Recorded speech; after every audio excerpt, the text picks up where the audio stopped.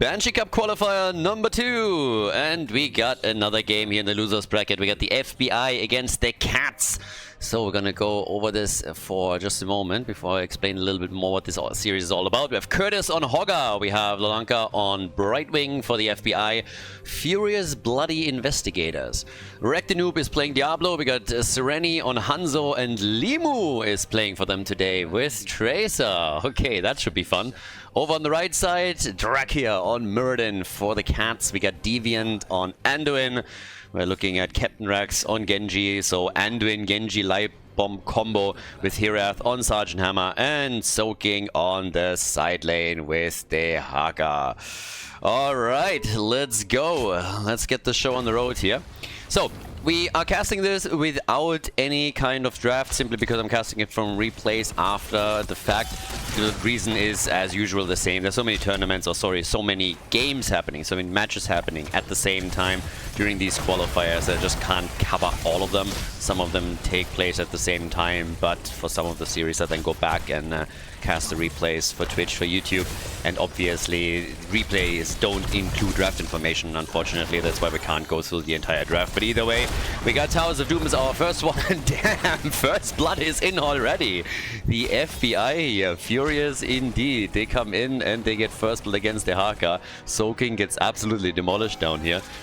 Now, it should still be an interesting one once that we're hitting level 7 for Sergeant Hammer on mobility, but at level 10 the Light Bomb combo with Genji is of course going to be a huge tool in the arsenal of the Cats to take down the FBI here.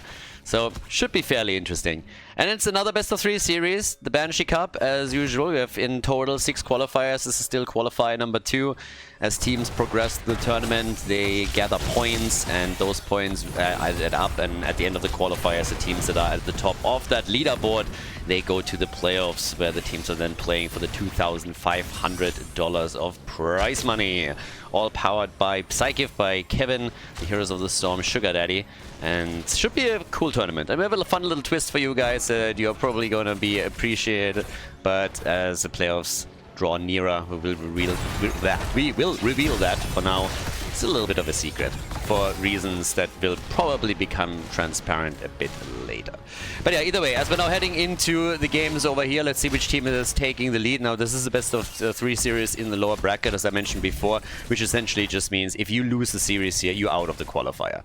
You have, of course, a chance if you're still in the winner bracket, if you lose once, but once that second loss is in, you're out of the tournament and you have to try again next time. But now we have Siege Tactics with level 4 for Sergeant Hammer. Position over here taken already, but the team's willing to push in, as you can see. So, yeah, trying to make their move right now. At this point, we have level 4 looming, but it's still an exchange in camps, or it should be, once that the blue team is going over to their own side and take those pumpkins. We already have Tracer working on it, but they're trailing slightly behind on this, as the first set of altars is being announced. The Haka on his way up to the top. Yeah, he's the only one that died so far. As I realize that I'm showing Hogger. I believe that the Haka was actually moving topside too, but then moved back. So yeah, those are obviously our 2 solo laners that we would expect at the top of the map. But the Haka got himself a bit busy in the mid lane as he was trying for another minion wave as well. So usually it is a fight over the bottom bell tower, I guess, up here at the top. Captain Rex with Genji is going to try and interrupt a bit more. Diablo already coming in and trying to bully him around slightly. But the blue team is essentially giving up the altar bot side. So yeah, right now it is 32 to 36 points on the core. As usually, nothing really too surprising with that. The 2-1 trade is what we are getting pretty much most of the time. And the blue team hasn't fought too hard about that bottom bell tower. Didn't want to push into Sergeant Hammer, I suppose. At least not just yet. They're going to try and do that later. Tracer is going to be a bit of an X factor in this game. Now, she obviously has not only to deal with Genji, but also with Sergeant Hammer, sorry, who is going to start getting those auto attacks in whenever she's in range. This is the one thing that Tracer cannot dodge. And now there's finally the mobility with the Hava Siege mode for Hera. So it's hammer time. We are on level 1 for Hanzo, who went into target practice. Pretty much the quest already completed, missing 1. We got the explosive arrows and the dragon hungers as follow-ups on all of this. Top side is now a 1v1 with Hogger and Dehaka. and the siege at the bottom of the map is slowly coming together here. We're 4.5 minutes in, we've seen a single kill, bit of an aggressive play at the top as Tracer moved in against Genji, but also had to retreat back out. Bot lane, still the same picture. They're going to try and use Sergeant Hammer with Muradin as a bit of a cover and Anduin to help out to slowly push into all of this. So if they have quite a lot of time, then that wall will completely fall. Maybe even the bell tower being damaged as well. Anduin already trying to double check if there's somebody coming through the bush. They have to, of course, be very careful if they slowly edge their way forward, that nobody flanks in from the side to try and get to Sergeant Hammer, or Anduin for that matter. Muradin should be able to get out of most situations, but for the other two, it might become a bit more dicey. And Anduin still with a pull here, but Limu comes in, tries to get some damage, connects the bomb, but still very, very low herself. Tracer therefore needs to be cautious and starts to slowly back out. We have now also Hogger moving in together with the rest of them. Dehaka is the only one missing on a brawl down at the bottom of the map. And we have indeed another altar ready. There's another altar available, and that means that the teams are now going to fight for those additional 4 points. And maybe you can't really call it a fight, because essentially they just backed off and let the channel happen. Still waiting for level 10 and a bit more power, but yeah. But okay, all the way towards the top, we now have Curtis starting to slowly move in. We have level 10 kicking in as well, as already mentioned before. Limu starting another play, eats that Stormbolt though, careful. Trace had a bit of a pickle. Nice light bomb engage. Beautiful timing here from Anduin and from Muradin. That worked exceptionally well. That's another kill. They take Tracer down. Level 10, of course, giving them a huge boost in that fight.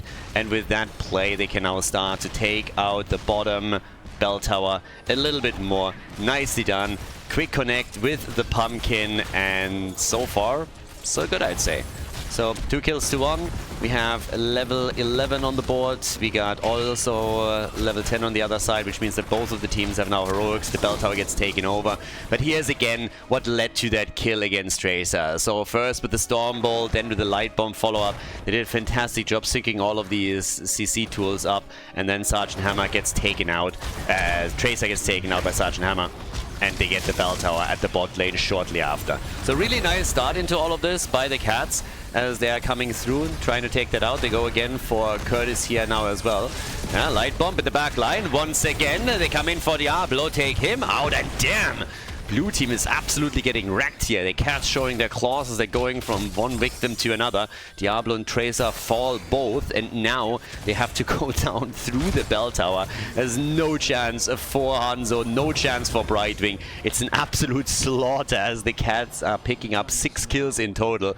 There's a double altar up on the map, but Sergeant Hammer is already trying, with the ult even, to go for the interrupt and guarantee the team 2 of those altars. If they can get both of them, wow, they even get the kill.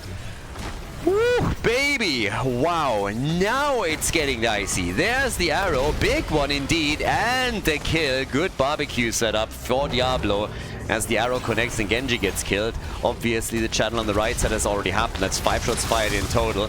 But here comes the remaining part of the red team as they're not giving up on that position just yet. They still feel they have a bit of a chance here to get 2 of the altars and fire another 5 shots against the blue team's core. And for good reason. They have a talent advantage, and now with isolation and Dehaka maybe even landing a lick, they might be able to go for Diablo. They're certainly making things difficult for the rest of the team. Now, it is a 5 versus 4 for a short period of time, but Genji is on his way back to draw it off. They got the channel already though, so they can simply fall back here. In general, we are now talking 19 points on the core of the blue team and 32 still remaining for their opponents. All right, not bad, not too shabby. We now get Genji at the bottom of the map, even anchoring the camp for a moment. So they're just in control of the game.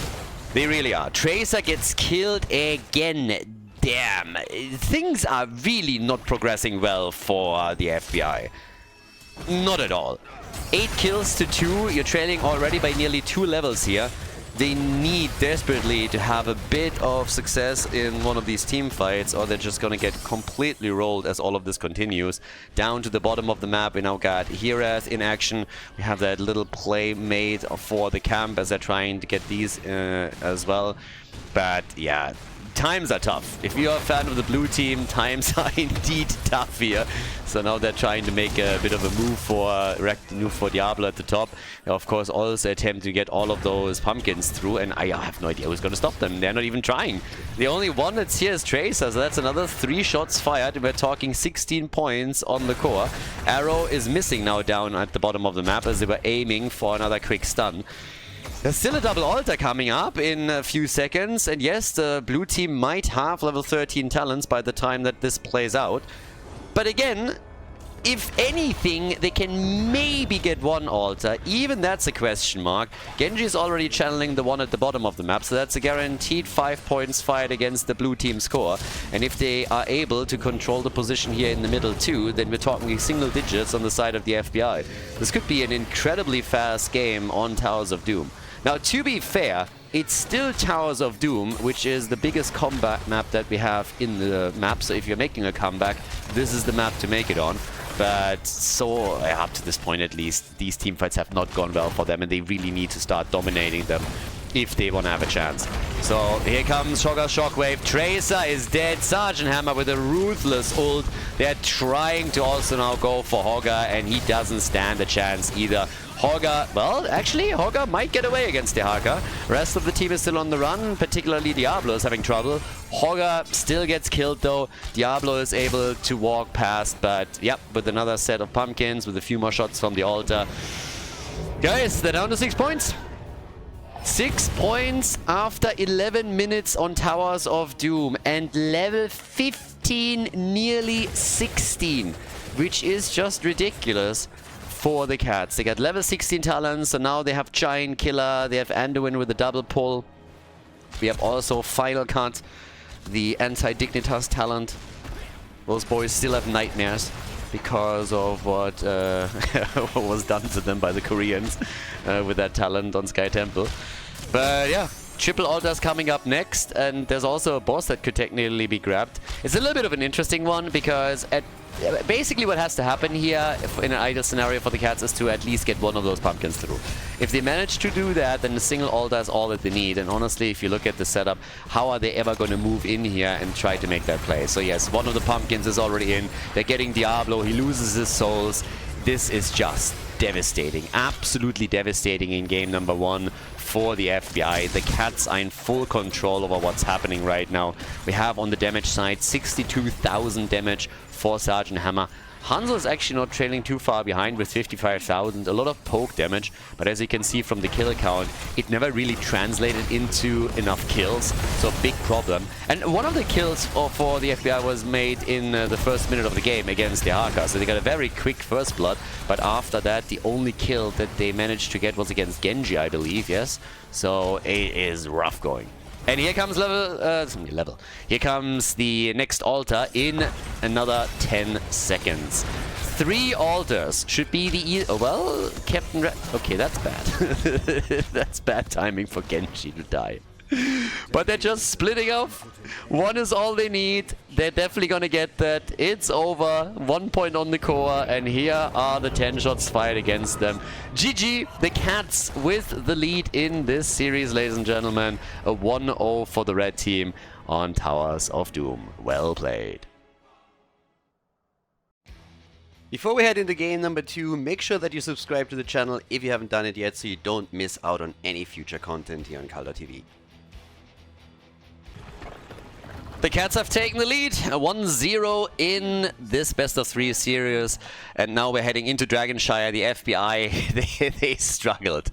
They struggled quite a lot, to be honest with you. Now on the left side, we have Curtis on Blaze, Sereni on Junkrat, Lolanka on Whitemane, Rektinoob on Jojo, and Limu on Sylvanas.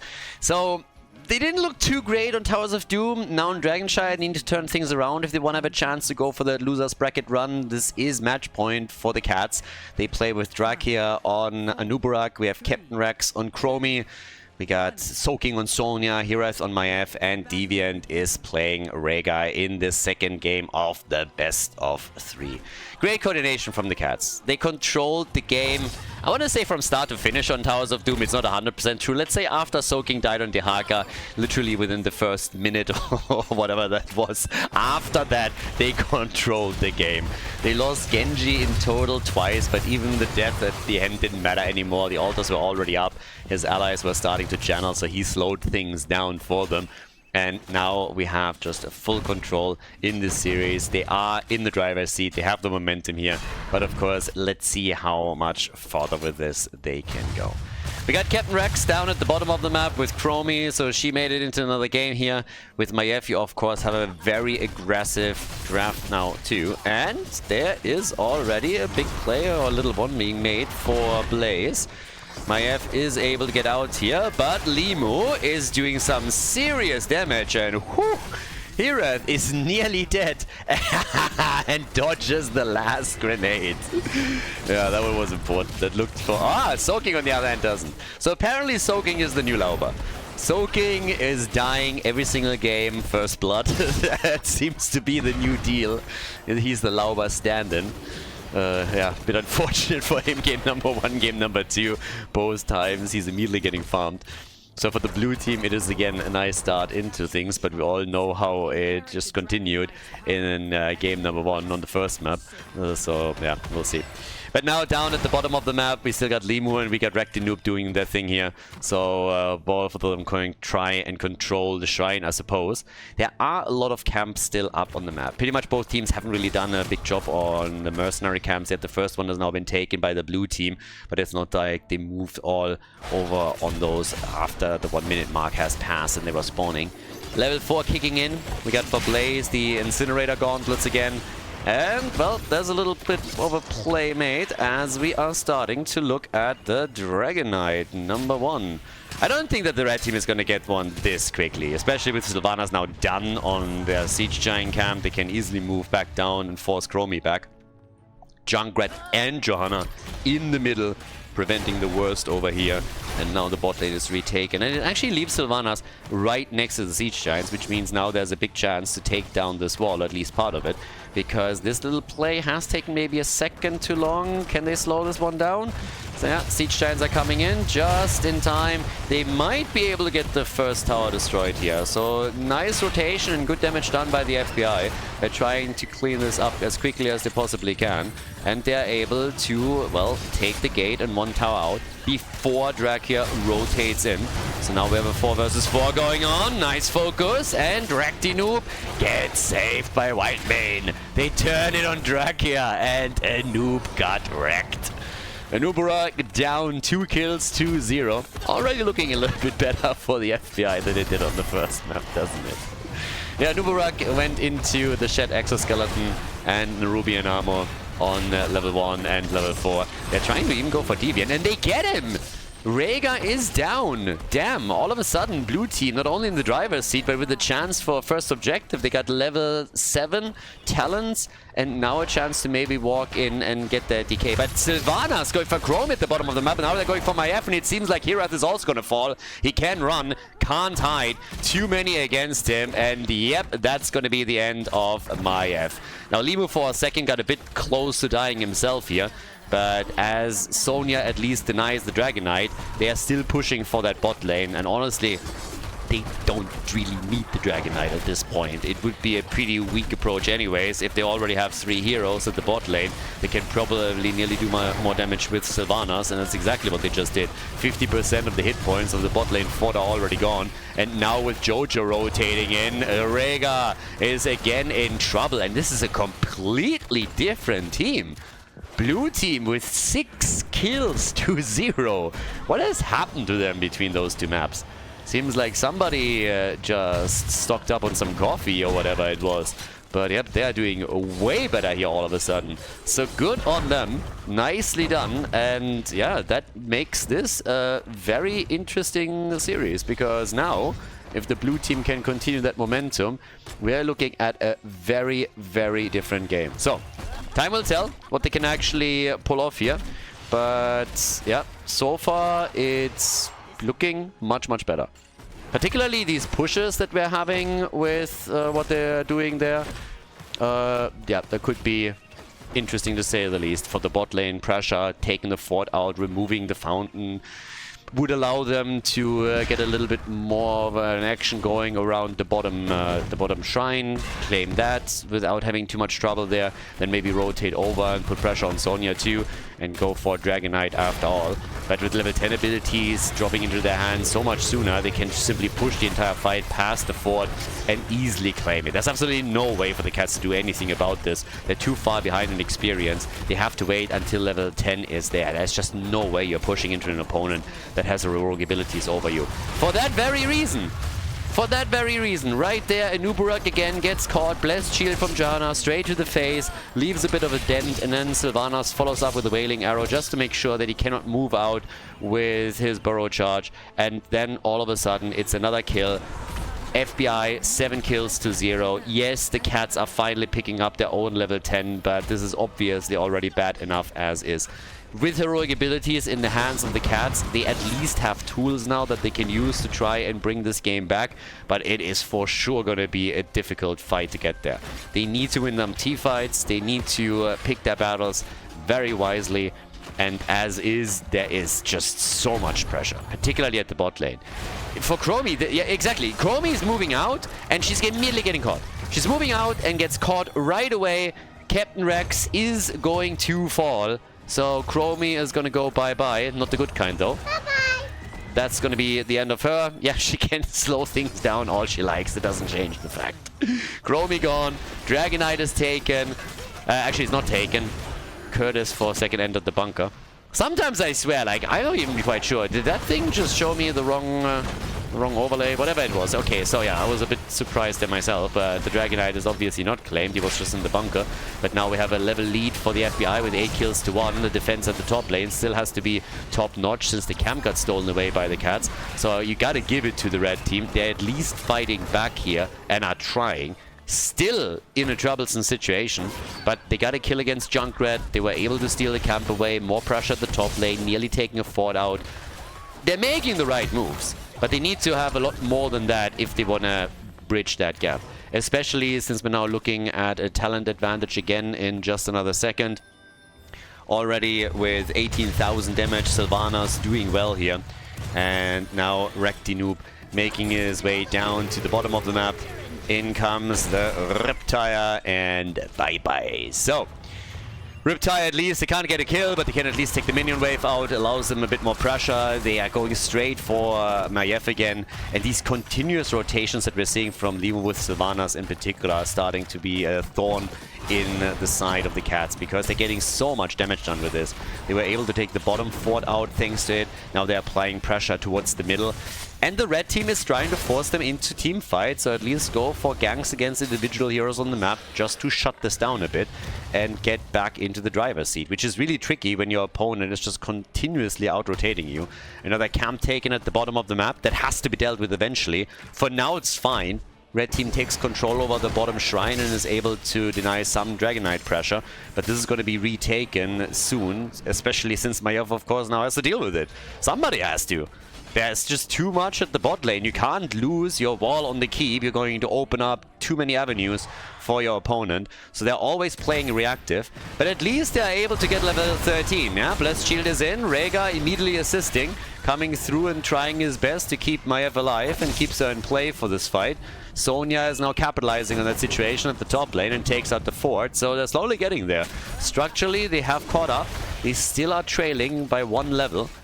But they are making a few moves. So it really feels like the cats are starting to stabilize a little bit.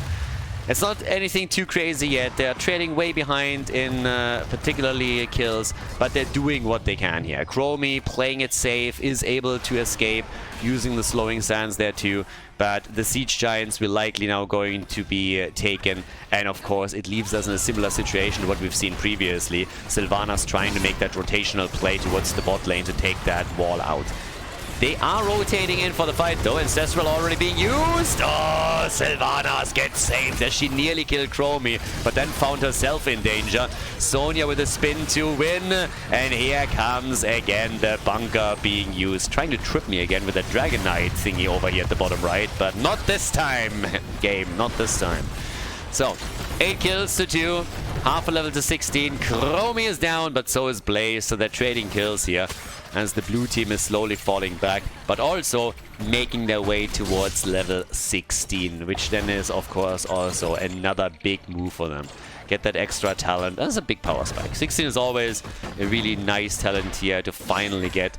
Definitely puts you way ahead of your opponent if they're not there just yet. They should be able to interrupt this. Then again, there's nobody else there, and that's going to be a DK. Yeah, that's a Dragon Knight. Nicely done with a disc from IF, so she shuts that down. And with that, we now have the attack coming straight for that hit. All the way down at the bottom of the map. They're trying to defend as best as they possibly can and make their move for, I guess, at least the wall. Dragon Knight can still use Dragon's Breath in the middle of the map as often as possible. That's your main tool when you have the objective before the late game. Later on, of course, those auto attacks are just absolutely brutal. But in a situation like this, we just normally rely heavily on the ability, trying to take the minion waves out, trying to damage structures a bit. And now the attack is just continuing over here. Especially, of course, with these walls getting destroyed and with the momentum that the red team now has gotten for themselves. They are finally on level 16 themselves. That gives us epicenter. We also have the fast forward for Chromie that was already available a while ago. But the next fight is breaking out on eye level as both teams have the same talent. Sylvanas again with the damage output that she's trying to go for another kill. Pressure on Chromie as usual, but Sonya is the one in real trouble and the Ancestral comes too late. Now another move being made for Nuburak, for Rhaegar. And it's Maiev trying to level, to even the scales here. But she can't level the playing field all that easily. Then again, Sylvanas with the Death Wish. Limu, not like that. Sylvanas goes absolutely crazy with the attack and is nearly able to kill a few of them.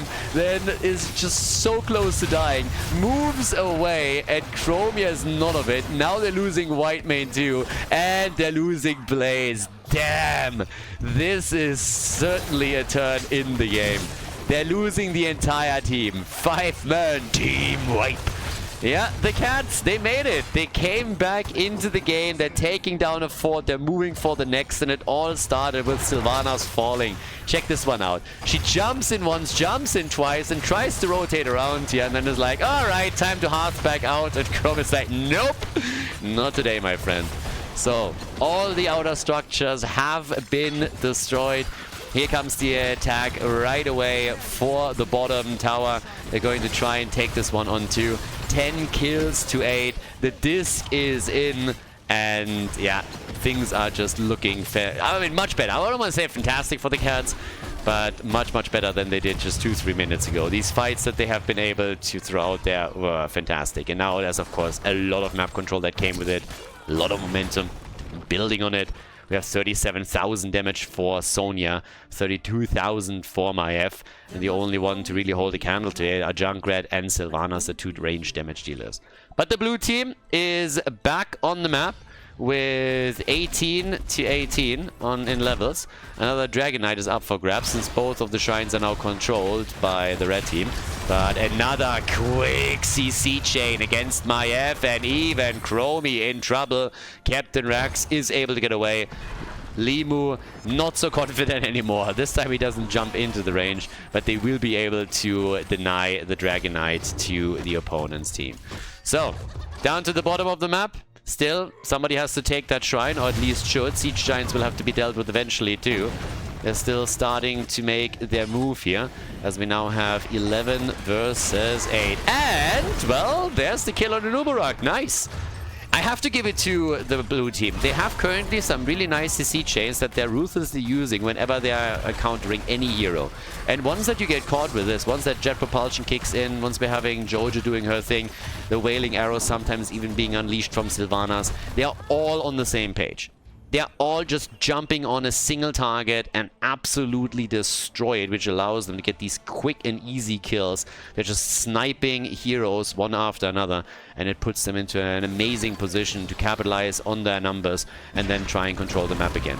And they're even moving up against Soaking once more. And there's the jet propulsion. It connects nicely. Rhaegar is too late for the Ancestral, and here's level 20 for the blue team, and also I would say another Dragonite. Actually, I believe this is even going to be their first one. First objective for them where they get the DK. Can easily claim that, and now the only question to be answered is what are they going to do with it? Are they going to move straight towards the bot lane, opening the wall up further, which is what they should do, I suppose. Sonya is down for another 40 seconds, so that's already a big play that they can make here. And, well, we got Curtis. Still deep pushing, making sure that their keep is not taking any damage, but the entire team now has to rotate in for this. They have a 5 versus 4 once that Blaze arrives. For now, Junkrat gets attacked. Dragonite playing this one out too. Limu needs to jump out, still safe, and gets the Wailing Arrow out, uses the mobility to jump in, out, bunker on the ground. They're saving their targets here, and all the efforts done by the Cats to try and get a kill are for naught. They cannot get that kill. They aren't able to lock Sylvanas down. And now they are starting to lose hit points on that keep. We're 15 minutes into the game. And they're doing the best they can to try and take this first structure out that would allow them to go for the core as the game continues. I'm not quite sure if they can get the entire thing. It's a 5 versus 5 again with both teams on level 20. And they're not really willing to stay here all that much longer. But they've still done at least some damage. It is still a game that the red team can win. They were able to get a team fight victory earlier that resulted in 5 heroes being destroyed on the blue team side. If they're pulling that off once more, that's a different story. But here comes potentially, yep, Blessed Shield is out, and the first and second kill. And Uberak is already dead. Sonya is dead, she just doesn't know it yet. Gets killed by Johanna in this case. And that allows them to go for the keep for sure. I mean, right now, you're running a 5 versus 2 at the bot lane. You're going to get that keep 100%. So yeah, there's no doubt about it anymore. 50 seconds for Sonya to be back. 40 for Anubarak. If there are follow-up kills now, then the Cats might actually lose this game. And we're going to game number 3. So yeah, time will tell. Let's see what they can do. I don't think they're going to be aggressive enough to go for the core. It's a bit too early for that, honestly. You just have too many things that you can still sneak. You can steal your opponent's camps away. You can, at the same time, also get more pressure going with the camp at the bottom of the wall, the neutral one. Try and set up those punches and then rely onto the next objective. Either way, there's no real need to try and go for core here while you're still up against Chromie, while you're up against Maiev. It's a bit too dangerous. If they're getting a kill, then you might just undo all of what you've just done previously. So yeah, Shine is activating. They're totally willing to just take those catapults out up at the top lane that already took the entire wall more or less apart. So that would have eventually resulted in the keep taking damage. And as is, down here at the bottom of the map, we now have the camp about to be taken, which I talked previously. So the neutral one is claimed. They go for the siege giants as well. Could have even synced this up a little bit better if they just took it later, but it would also have slowed down any potential rotation towards the top left, where we essentially now see them set a third camp up. And all the goals here are, of course, to, for one, apply pressure at the bot lane and make sure that they have a chance of getting another Dragonite. And the red team has to respond to this somehow. They have to respond to that bot lane. There's one catapult, siege giants, and the bruisers that are moving in. We have a camp at the top lane trying to go for the last remaining fort that the Cats still control. And they're already moving Chromie down here to deal with this. They have Sonya at the bottom of the map, which immediately triggers another attack. Rhaegar is shutting that down. The idea was again to use Blessed Shield and Wailing Arrow as a combo to try and take Nubarak apart, but Rhaegar definitely paid attention there and made sure that didn't happen. So nicely done, but they still have to deal with that threat. And at the top, they're currently trying to do that. Disc is out, Riptire connected, not yet. We still have the bunker on the ground, and there are some more camps at the bot lane that could go for the core. I don't think it's going to do any serious damage here, but the team fight at the top, that might change things. Ancestral is out. Farseer's Blessing is kicking in too. They're still trying to push this. Curtis is slowly moving his way back out of the fight as Blaze is barely surviving here. But there's the Cocoon. They're trying to force that fight. They really want it. But the Impale doesn't connect with anything. Absolutely nothing. Bot lane still, one catapult with the second one moving in. Chromie is taking control over the top shrine though, and that threatens a Dragon Knight. And they are trying to get close enough to interrupt soaking. I'm not sure they can. Well, they got Jojo in a position that she can use the flashlight, and there's no chance anymore for Sonya to grab it. But again, the fight isn't over yet. All you gotta do if you're the red team is you gotta win the fight here, and then grab the Dragon Knight. They lose Rhaegar, Junkrat falls, DK is taken. So, bit of a mixed bag that we have. But if they can now get one or two more kills, particularly against Blaze here, that's a very different story. Chromie falls, so does Blaze, so it's a 3 versus 3 right now. But they got a DK. Now, that Dragon Knight is already losing hit points quickly, and it seems like Maiev also is going to fall. So, yeah, they're slightly outnumbered here. Sonya's trying to catch up with them to do some damage, but that Dragon Knight is now very much so lost, and it's just like, yeah, what do we do with this? The one thing that they accomplished, obviously, is they made sure that that the blue team didn't get it. We have 3 catapults on the core. They might even do a bit of damage. It's definitely not going to be enough. Now that Sonya's coming in, it's most likely going to be nothing at all. Spears missing. Alright. A little bit of damage. They scratched the core. 96% now. 18 kills, 210. And at the top lane, we have the attack just continuing. So yes, the Dragon Knight is still making his way back out. Has to, of course, make sure that he survives this one too. They denied it to the opponent. That's essentially what happened here. Kudos to the blue team, though, to be so diligent to just say, guys, we can still take this. They got the kill against Rhaegar. That was the first one. And once they knew, okay, they got a Dragon Knight, but they don't have a support anymore, we can still follow up on this. They were able to move in. That Dragon Knight did not accomplish anything, but again, they at least denied it to the blue team, because it would have been an absolute nightmare scenario if the FBI walks away with that catapult push that we just saw at the bottom of the map and a Dragon Knight. That could have very well ended the game, even in a 3v3 situation here. But, as is, the game continues, and we have another chance for them to claim it. So, 18-10, 21 minutes in, and a few more Siege Giants about to be taken right now. So, they're going for the Siege Giants here.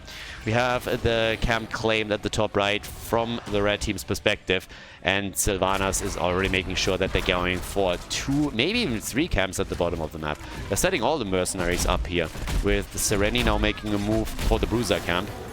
72,000 damage, by the way, for Maiev. She is currently top damage in the game. Trailed by Junkrat, who's 100 damage behind. So super close in all of this.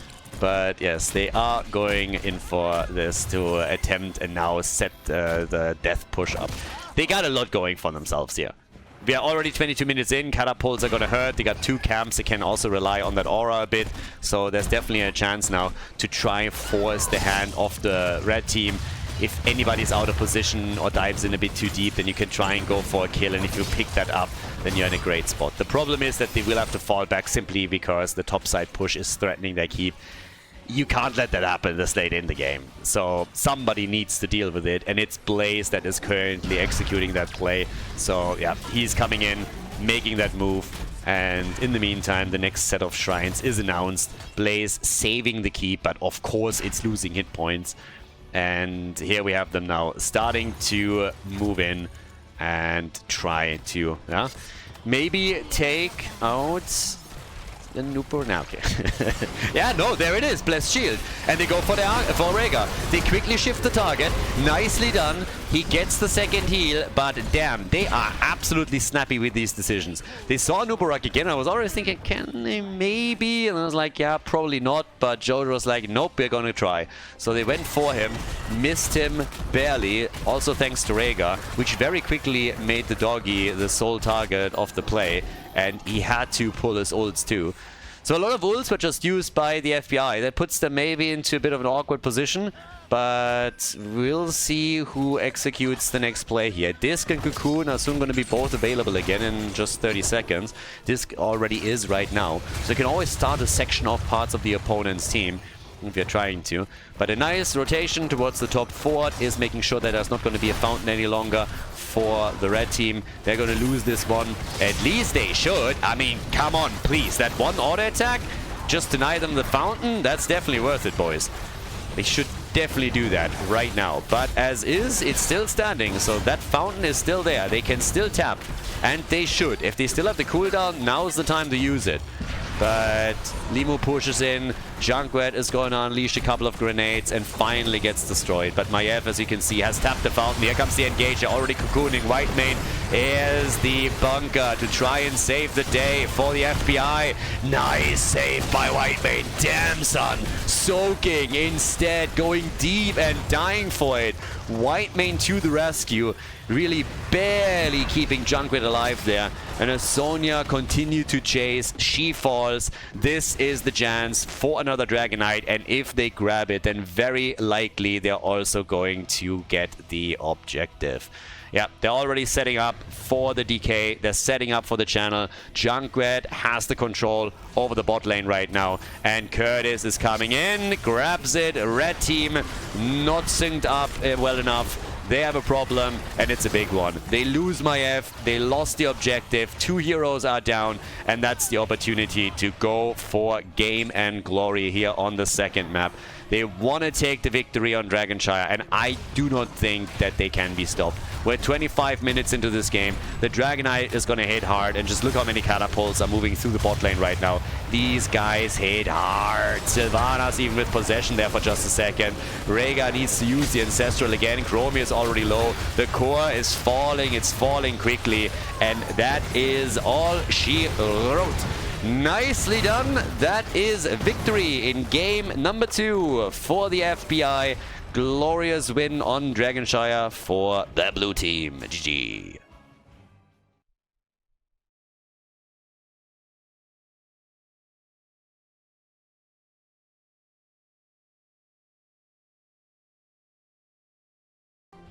Game number 3, final map in our best of 3 series in the losers bracket. FBI on the left with Curtis on Yrel, and we have actually an exciting combo for them. I mean, look at that, that beauty. They go for the synergy, they go for Stitches and Alexstrasza. And if I don't see Hungry for More here in just a moment, I am going to rage quit. There we go. Applause, applause. Woo!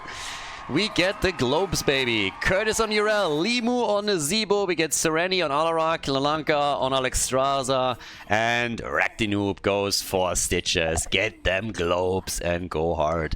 On the right side of the map, the Cats with Drachia on Varian. We got Hirath on Mephisto. We have at the same time, as you can see, Soaking, rocking Samuro, Captain Rex on Phoenix, and Deviant is playing Samuro. So, this could get wild. If you have the combo with Alexstrasza Stitches on a map like Tomb of the Spider Queen, you can technically really rock the late game. The only concern that I have a bit is that they are heavily focused on the late game with the heroes that they're running here. I mean, pretty much everybody is scaling and stacking. So, for the red team, the goal has to be to wreak havoc in the early game, do a lot of damage here, and they're already starting with Alaraki getting Alarakt as he is getting killed. But yes, we're going to get the quest completed here with the Circle of Life. Then afterwards, Stitches is going to get more and more globes, which increases his movement speed, increases his hit points, more importantly. And of course, we're also going to see a lot of stacking happening from the Zebo. Unless Limo is going to get crushed here, and in this case he gets taken out before the heal connects. So yep, that's 2 kills already for the Cats, and damn, they're really showing their claws here, aren't they? The Cats came into game number 1, they were like, meow, and then they got slapped around, got hit with water, and then afterwards was like, oh, and they, yeah, just scratched everything and started to kill people left, right, and center. So, with 2 kills to 0, things are looking pretty good in the early game for them. Bit of a lead in experience, little bit of a lead in gems, and hello team, Alarak dead again? Now they're overdoing it slightly. I mean, again, I like that approach with Stitches and Alexstrasza, but there is way too much late game here. That's what I'm concerned about. Now, to be fair, if they get into the late game, they are going to murder them. Absolutely murder them. But I am not so sure if I would maybe have liked a bit of a different side laner here. I'm always bringing this example up with Ragnaros coming in on some of these maps to delay the game with his trade, which he could technically try and do here too. Alarak, though, he might have a bit of a hard time as things continue. For now, gems can of course be turned in. Nobody has enough for full turn in yet. But another kill. Nazeebo is dead again. These kills really shouldn't happen this early in the game. We finally have taunt, so that's one thing. Now we had a bit of body blocking going on there as well. 5 stacks only for Stitches and for Alexstrasza. They're hoping to finally get a kill against Drak here. But even that doesn't work. And now maybe another taunt. No body blocks for now. And Stitches is getting out. At least he's able to escape here. At the bottom of the map, yeah, Urel has to also be careful as she's getting pushed back a bit further here. Big minion wave also coming in to take that wall down. And we got stacks. We got negatively charged and we got the extended lightning for him. So they are really trying to hit this home as the game continues. But Mephisto is already wrecking them, having then again the taunt and another kill. Oh boy, that sniper combo that's being played by the Cats is highly successful up to now. We have taunt into lurking arm, and then you have all of that burst damage on the side of Mephisto. Phoenix is chipping into. So yeah, they're really running the show here. As is, there is a turn-in opportunity. Stitches, okay, he gets the Devour through at least and saves himself. Down at the bottom of the map, they already had to try and help Urel out because, as you can tell, wall is halfway gone, and on top of that we now have the red web weavers touching ground. Turn in number 1 is happening with 5 kills to 0. The Cats are firmly in the driver's seat and they're timing this also with the level 7 ability, so they have the extra talent over the opponent and now the chance to go in and take some of these forts out. 8 stacks only on Alexstrasza and Stitches, so they haven't really had a lot of time to get proper globes together, and we're already 4 minutes into the game. You really want to have more than that at this point in time, especially of course if you're running this particular comp. I mean, the whole idea to do this on Tomb of the Spider Queen is to rotate between lanes and capitalize on the extra waves, but now Alarak dies again, and Alexstrasza is definitely out of position here, gets caught by Phoenix and taken down. This is not looking good. Oh my god, Urel at the bot lane gets also destroyed. What is happening here? This is turning into a speed run. The Cats are playing Farmville at this point. They're just farming the blue team and go through them like hot butter through cheese. There's already fort number 1 and 2 gone, which leaves the one at the top side. And with now Nazeebo being pushed back, this is... Oh god! Make it stop! 9 kills to 0. What? Finally level 7 for the FBI, but they lost every single... Guys, this is turn-in number 1. I don't think I've ever seen a first turn-in being this devastating. Look at the difference here. There is a keep wall that has been destroyed with the first turn-in and all the forts. It's an absolute slaughter right now. Ridiculous. Stitches at 11 stacks, Alexstrasza the same. The red team doesn't even know what to do. They're just like, we're 2 levels ahead. We are working on another turn-in. Do we go boss? Do we go for a keep? Like, what the hell are we even turning in here to here? So, yeah, they're starting to invade. And with level 10, there's obviously... Phoenix goes in. They're trying to steal the camp away. They're looking for some kills. And Alarak is spending more time in the Nexus than on the map. He died 5 times already. My man is going for a double-digit speed record here. So with level 11 versus level 8, that's a 3-level gap. They're pushing at the 6-minute mark. 6 minutes for the first keep. The wall in the middle has been destroyed. Down at the bottom of the map, we're having Soaking with Samoro doing as much damage as he can. And here in the middle, thanks to the camp that they just stole away from the blue team, the Cats are trying to not only get a few more kills, but also that keep destroyed. And just look at Stitches. Stitches is on the run, gets a hook through. manages to survive for now, but they have to fall back, and this means that all of these structures are now getting heavily attacked. No level 10 in the hands of the blue team means they basically don't have a chance to properly defend here. So the keep at the bottom of the map is at half HP, the keep in the middle as well. No, the ult of Mephisto hits hard. And they're desperately trying to get away, but with now Stitches gone, we have the keep in the middle about to be destroyed, and we are 7 minutes into the game. Yeah, I think the Cats correctly identified that late game could be a bit tough for them, so they just decided, they were like, okay, so what if we don't play the late game? What about that? And I think that strategy is working out nicely. We got the Blade Storm for Samuro, and now they're also going towards the top for the boss. Now, to be absolutely fair with you, this could actually be a bit risky, but since they had Samuro just sniffing out the position of the blue team a second ago, and he sees where Urel is, they cannot go to the bottom, so they have more or less vision, it's fine. But this could have been a bit tricky considering that they decided to go for the boss just at the time when level 10 was getting ready for the FBI.